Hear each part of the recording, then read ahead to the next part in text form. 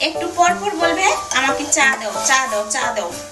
বাসায় একটা দিন ছুটির মধ্যে থাকবে, তারপর আমাকে শান্তি দিবে না। আর সে তো পরে পরে ঘুমাবে। আজকে দেখাবো একটা মজা কেমন লাগে।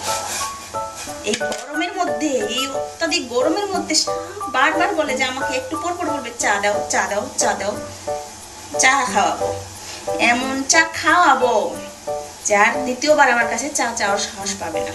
এই গরম চা আজকে আমি তার শরীরে ঢেলে দিব। দ্বিতীয়বার চাবে না, চা দাও, চা দাও, চা দাও।